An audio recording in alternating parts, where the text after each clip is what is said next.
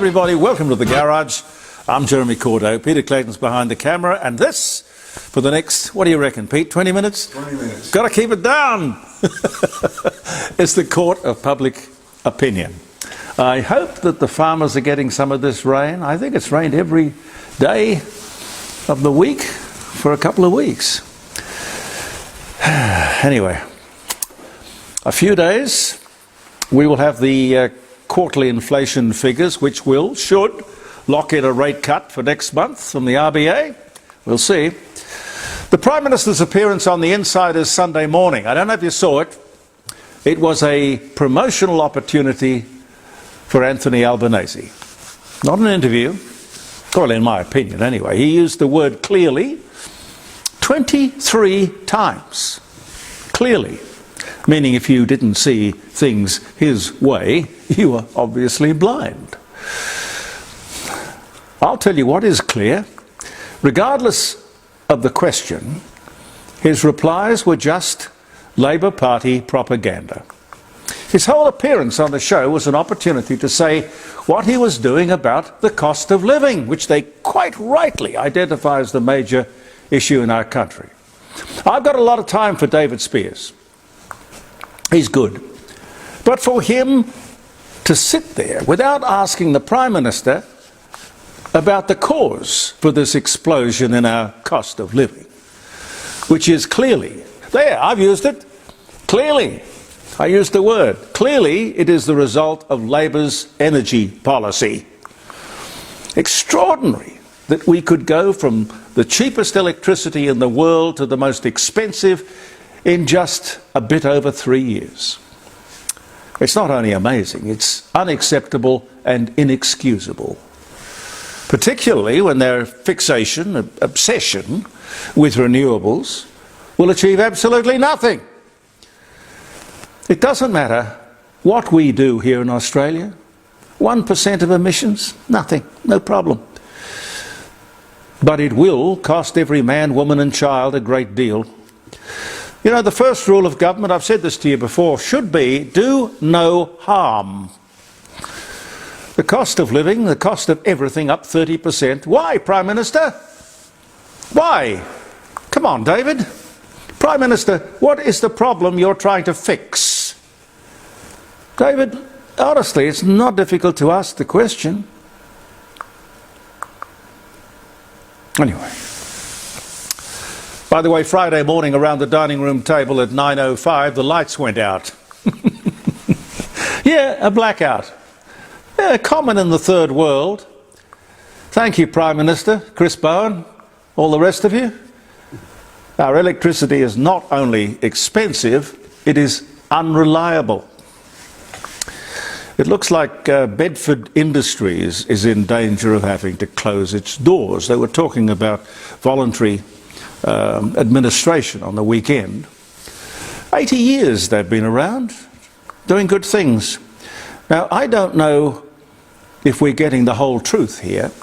The state government has put in $15 million in exchange for some very valuable real estate. That's business, I guess. And I don't know whether that's a loan or that's in exchange for the land. I don't know. Bedford is a sheltered workshop, paying disabled workers, some 1,600 I think, a very small wage to do very good work. But importantly, giving dignity and a purpose to life. If Bedford and others like it close, this will be a huge blow to a lot of people. For years, there has been controversy around sheltered workshops. You would probably know this. And what's going on here, I think, is an example of destroying the good in pursuit of the perfect. These people can't be paid an able-bodied salary. Some say, oh, that's slave labour. No. Whether it's the unions, the union movement or not, I don't know. But this and other sheltered workshops will close, and for no good reason. It's very similar to the argument against special schools. Believe it or not, some people want these children with Down syndrome, various disabilities to be taught in mainstream schools. Now, if you're a regular viewer to the Court of Public Opinion, I'm all for treating all people equally, but not to the disadvantage of the disabled. Some people will not survive unless they are treated differently, appropriate to their needs. And that goes for the schoolroom and the workplace. Why don't we just focus on outcomes, not ideology? And this is one that I found really interesting. Workers will not, this is Labour, workers will not be allowed to take a 35% increase in their salary. Where's the opposition on that, I wonder? What? You can't take a pay rise? Even if they want to, they can't take it? Well, they can't because the union, and therefore the government, says no. Well, that's not democracy. These bullies, you know, they say solidarity, one for one, one for all for one, you know, no crossing the floor, no dissent, definitely no freedom of thought, let alone freedom of speech. This is why so few people choose to belong to a union. I think the last figure I saw was under 12%. If I'm a worker, a lower paid worker, might be hospitality, could be retail, and the boss says, look, I'll do a deal with you. I'll give you a 35% pay rise if you give up overtime, penalty rates, holiday leave loading. Now there's a subject, holiday leave loading. Can you imagine who thought of that? An employee is worth more when on holidays than on the job? Stupid. Anyway, in any case, it should be my decision, my choice as a worker. It's my call. It's my labour I'm selling. It's called freedom. The left don't like freedom. They're scared what we might do with it. A private member's bill to end the welcome to country nonsense. More to come on that. And this is a great story. 80 trucks, big trucks from Western Australia. A convoy of kindness. Farmers across borders, the need to feed Australia, they're all involved in it. They're responsible for 80 trucks laden with hay for drought-stricken farmers in South Australia. A wonderful gesture. Bless you. Bless you one and all. And with a bit more of this rain, hopefully falling in the right places, the farmers will be able to take a breather, maybe. Stop the windmills. Trump said that. Stop the windmills. I say it too. But let me repeat it. Stop the windmills. Why don't we have environmentalists all over the world demonstrating over this atrocity, all over the beautiful countryside, which is being destroyed in the name of these environmentally destructive things? The energy that is used to make them will never be saved over their 20-year life. So what's the point? Then, of course, they have to be disposed of at considerable environmental cost. It's atrocious and so stupid. And I heard this, I can't remember what day it was, a couple of days back. Sally McManus, head of the ACTU, is blaming the bosses for low productivity. Now, there's going to be a big tax and productivity round table coming up soon. Productivity is a big buzz thing at the moment. So the ACTU, peak body controlling the unions, they say it's the bosses. The bosses are not providing the correct atmosphere in the workplace. Productivity, nothing to do with the union policy of the least amount of work for the most amount of money over the shortest number of hours. Oh, no. No. And while we're on the subject, why don't we have a 4-day working week while being paid for 5? No, it's workplace atmosphere, of course. Perhaps it's the vibe. Yeah, it could be the vibe. I'll leave you to make up your mind and maybe call me on Friday. Watching the news the other night, I couldn't understand this Middle East Palestinian situation, which is engendering and provoking riots everywhere. Terrible pictures. Deprivation. The deprivation of these people. They're starving. Everything that is the residue, the consequence of war. And the Palestinian people don't understand that Hamas is the cause of all their misery. All they have to do is realize that it's not Israel, it's Hamas and Hezbollah, the cause of their misery and hunger, everything. But having said that, people are funny. I think to myself, you take our cost of living, for example, and the cost of electricity, our major problem here in Australia at the moment. We had an opportunity to go to the polls and change everything, fix the problem. What happened? We re-elected the problem. They get re-elected with an increased majority. So I suppose I can't be too critical of the Palestinians, who just go on suffering indeed, as we will go on suffering, because we didn't realise who was the perpetrator of our problem, any more than they understand who's the perpetrator of their problem.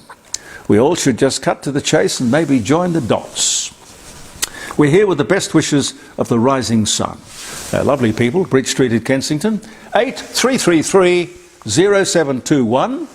Grant will be there, or Jackie. Sometimes they're both there on a Friday night or Saturday night. They'll really look after you. The Rising Sun, lots of character. Beautiful old building built back in 1845. Handmade bricks.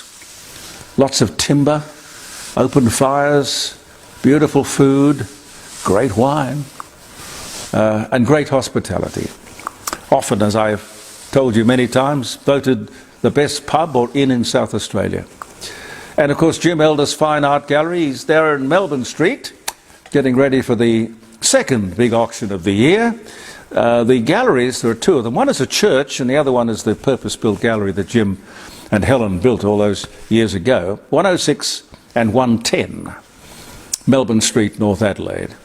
And I'll let you know when the catalogue is released. He sends me a copy of that. And believe me, the catalogue is a work of art all by itself, but certainly reflects the wonderful paintings that will come up for worldwide auction. But if you want to ring 82672869, he will be very happy to give you a free appraisal of a painting that you might like to have included in that auction upcoming. And I'll tell you when it's on. 0491 65 68 60 is my number for Friday, jeremycordeaux.com, live streaming around the dining room table, or you can get Simple Radio. It might be easier to listen to it on Simple Radio, because unlike this presentation, this is with pictures. It's all the bells and whistles, but that around the dining room table is just the audio. And if you go to Simple Radio, you will have me in the palm of your hand, in your mobile phone. Did you see that story on the weekend about the immigrants arriving in Calais in France, on their way to the UK, across the channel, lining up to get in their rubber dinghies? Criminals smuggle these Middle Eastern and African refugees with great risk and with great loss of life. A journalist, now I think he would have been with the BBC. Could have been CNN, but I think the BBC. He said to one of the spokespeople, they don't want to be identified, of course, you can understand that, He said, "Why are you so desperate to get to the UK? You're risking your life." And the answer was, "We have to get there." "What is it about the UK?" he asked. "Why can't you stay in France? What's wrong with Italy? You came through Spain. Why didn't you stay there?" The reason? Welfare. To get onto welfare. That's what they sold us. There it was, the audio track. The people smugglers are selling a trip to the UK where they'll get welfare. That's the problem. You take the sugar off the table and you destroy the people smugglers' business model. I'm pretty sure that Nigel Farage will win the next election, hands down, because the Brits can now see what's happening to their country.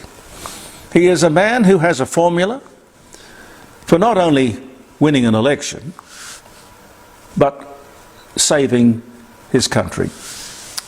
Have I got time for one more? With the significant reduction, which was a populist thing to do, and I think politicians should do things that are popular, significant reduction in HECS debt, 20%. I think that 20% is the thin end of the wedge, however. The cry will now be to scrap the HECS system altogether. Maybe talk to me on Friday about this, but people go to university to access a better future, a higher standard of living, greater opportunity, wealth. Do they honestly expect that they should not have to contribute in some way to this end? That's quite beyond belief. No one asks you to go to university in the first place. It's a choice that has a price tag. Now, if you're prepared to pay the price and put in the work, that's the study, the effort, at the end of the day, yes, you will have a debt, and you should be glad to pay it.